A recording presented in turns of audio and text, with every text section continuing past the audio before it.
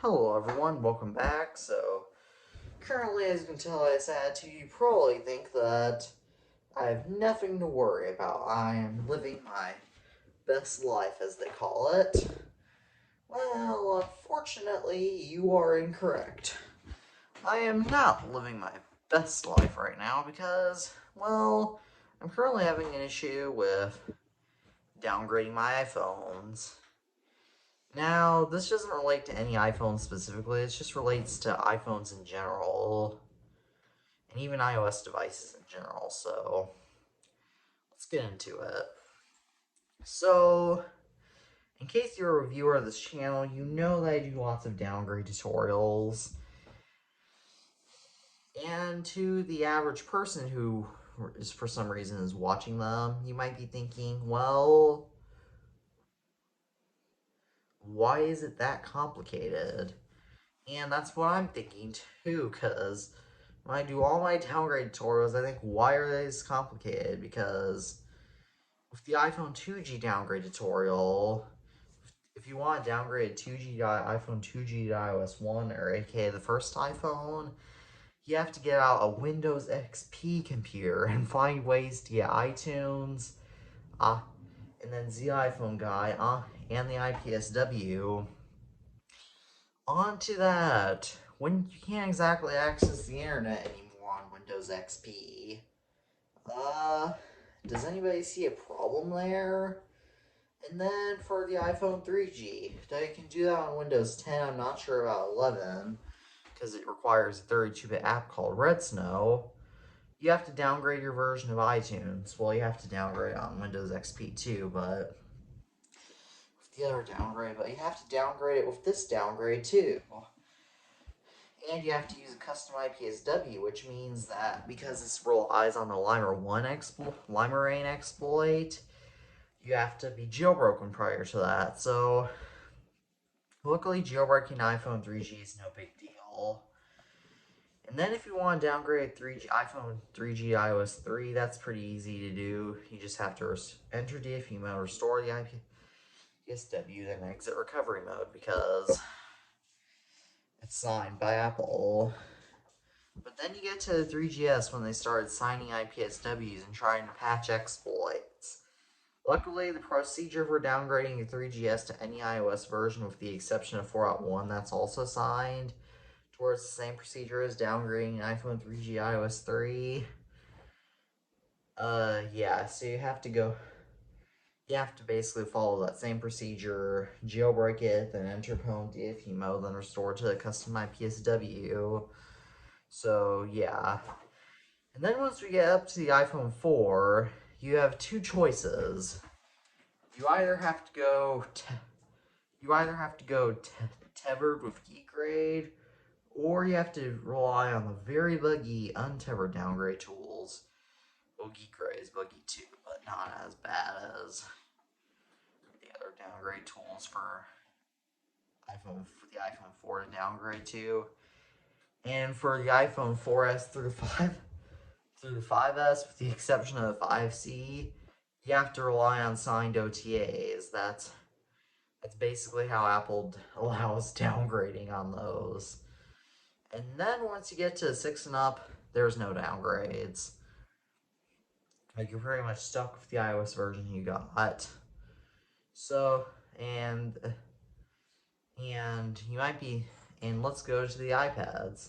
With the iPad 1, there is no downgrade available, because iPad downgrading isn't as popular. And with the iPad 2, 3, and 4, you'll have to either 1, maybe 2, you'll have to rely on OTAs, and then for newer iPads, you can't downgrade. And for the iPod Touches, there you basically have to rely on signed IPSWs for the iPod Touch first and second generation. Even for the first generation, you still have to have Windows XP. And if you're for a third generation, again, signed IPSWs. For the fourth gen, you have to use GeekGrade to downgrade. And for the fifth gen, you can use SchoolBooter. And for the iPod Touch 6th gen and up, no downgrade. So there's a few holes in the downgrading system. Number one, why are iPad and iPod Touch downgrades not as common as iPhone downgrades? Like, I don't understand it, because with iPod Touches and non-cellular iPads, you don't have to have basebands to flash. So you'd think it'd be far easier to exploit those to make downgrades possible. Like, just recently I unfortunately lost my iPod Touch 3rd generation running iOS 3. That was never updated past that, because back then you of course had to pay for iPod Touch upgrades, which I wish Apple still would do, except with iPhone and iPads. Yeah, but I lost that unfortunately due to white screen death. So now if I want to downgrade an iPod Touch 3rd generation to iOS 3, whoopsie, you can't. You have to go, you can do it to iOS 4, but not iOS 3. So, yeah. That's a pretty big problem right there.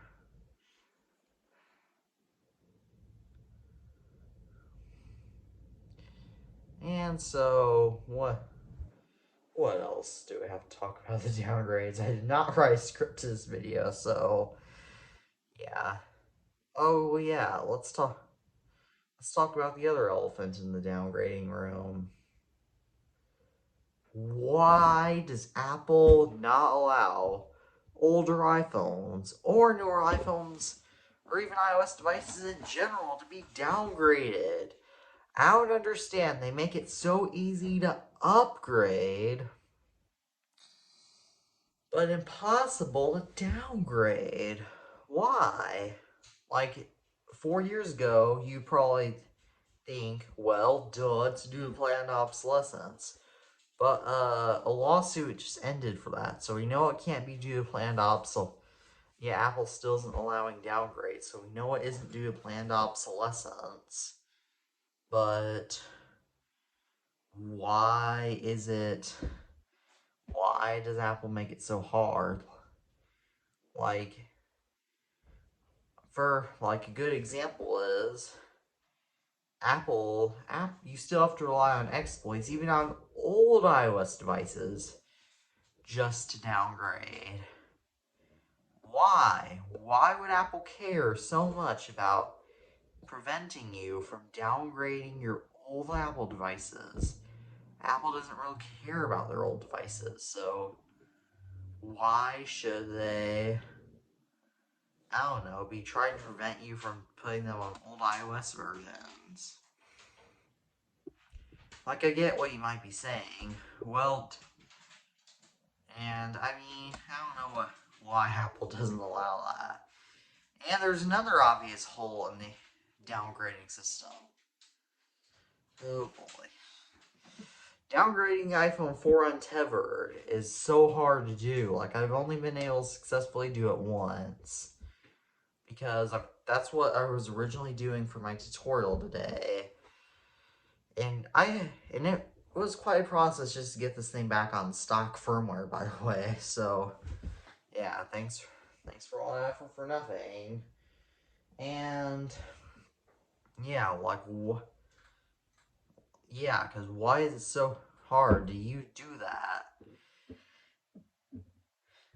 Pluvia downgrade, I haven't gotten that to work yet. I've gotten that to work to restore my iPhone 4X to stock iOS, but I have not gotten that to work yet.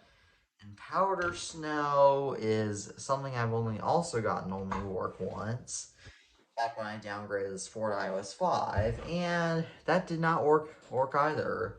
But you used to be able to downgrade your iPhone 4 to iOS 4 via an exploit. Why not? Well, the developer of Powder Snow also had previous tools that could downgrade the 4 untethered iOS 4, its first iOS version, but they for some reason stopped supporting that for whatever reason, which I don't understand. So, why? Why did Apple stop allowing... Why is Apple not allowed downgrades? Like, I don't understand this. So, yeah, so it's basically all. And oh, I remember what point I was getting to. So when I was downgrading the 4 to iOS, like I don't understand why a developer had to suddenly just created three tools since late 2018 just to downgrade the iPhone 4, all with the same thing, except now I can't downgrade to iOS 4 on Tethered anymore. Why? That seems kind of stupid. But, oh well. So maybe someday I'll find an iPhone 4 on iOS 4 on eBay, but until then, please like this video and subscribe to my channel, and as always, I'm the iTunes fanboy, and peace out.